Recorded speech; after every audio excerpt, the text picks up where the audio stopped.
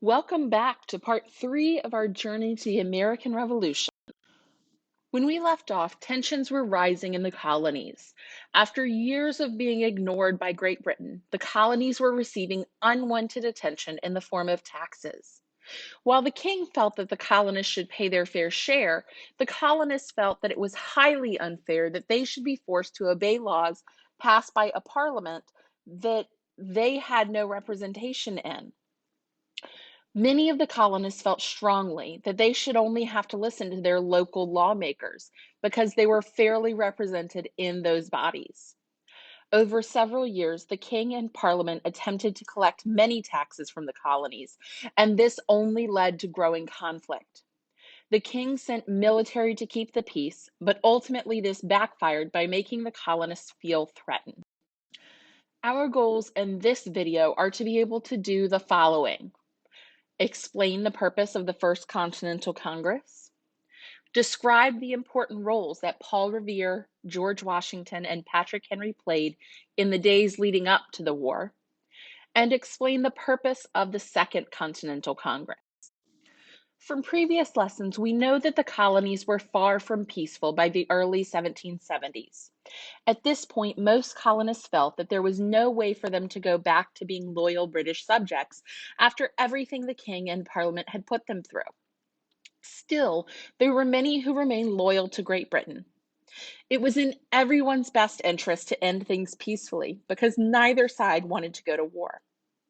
After all, it hadn't been very long since they were last at war, and the colonies didn't even have a military. So, in order to try and achieve peace, leaders from all of the colonies except for Georgia met in Philadelphia in the summer of 1774. Georgia couldn't attend because they were busy squashing a Native American rebellion and were reliant on British resources. They came together to form the First Continental Congress, which served as the colony's first national government. This was huge in allowing the 13 colonies to collaborate in their fight against the king. They wrote a letter to King George explaining their position on taxation and the lack of representation for the colonies in Parliament, hoping for understanding on his part. Instead, the king sent more soldiers to force their silence.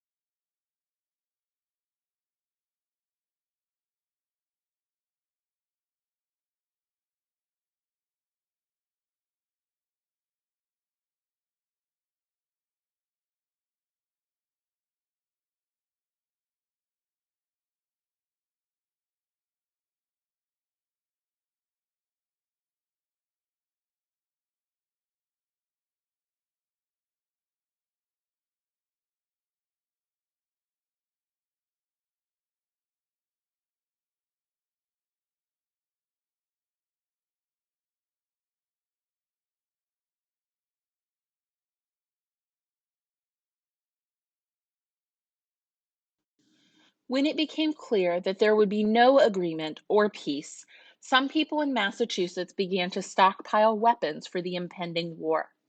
However, the British were tipped off to the armory that the colonists were building, and in April 1775, British soldiers intended to seize the colonists' supplies. Paul Revere and two others heard soldiers discussing their plan, and they rode all night on horseback to warn the people of Massachusetts that the British were coming. Because of this early warning, the following day, the Patriot militia was waiting for the British soldiers in Lexington, Massachusetts, as they made their way to Concord, and the first shots of the Revolution rang out. The attack was successful, and the British were forced to retreat. At this point, war was inevitable, but the colonies faced a major problem. They didn't have a standing army, only a militia of untrained citizens. As citizens of Great Britain, the colonies had always been protected by the British military, which in a roundabout way was what caused the coming war. There was no way that the colonists could defeat Britain's world-renowned military unless they created their own. The Second Continental Congress met in May 1775 to do just that. They formed a Continental Army and appointed George Washington as commander-in-chief. His experiences in the French and Indian War would be invaluable. It was at this time that many colonists started to believe that freedom was worth dying for. Now, last time we heard from George Washington, he was in his 20s and a leader in the British military who was responsible for helping to defeat the French in the French and Indian War. As the colonies didn't have a standing army, Washington was an excellent choice for commander-in-chief because he knew very well how the British military worked and was the most likely to help defeat them. His previous experience helped rally many colonists to the fight because they felt that they had a chance. Patrick Henry, on the other hand, was a leader in his own right. He was not a fighter at all. Instead, he was a sort of jack of all trades for many years before finding his way into the public eye. By the time he was 24 years old, he had owned a general store, been a farmer, and worked at a tavern owned by his father-in-law before finally deciding to go to law school and become a lawyer. Several years after taking his first case, he was elected to the Virginia House of Burgesses, where he regularly spoke out against the British taxes. He loudly protested taxation without representation, to the point that his peers in the House of Burgesses feared he would be arrested for treason. He is most famous for a speech in which he said, "And as for me, give me liberty or give me death," and for convincing many colonists that going to war was in their best interest. In the next lesson, the American colonists will go to war with Great Britain. We will discover how different groups of people felt about the war and how they contributed to either American or British efforts. Once again, we've reached the end of today's lesson, and it's time for a few self-reflection questions. What was the purpose of the First Continental Congress? What role did Paul Revere, George Washington, and Patrick Henry play in the colonies going to war?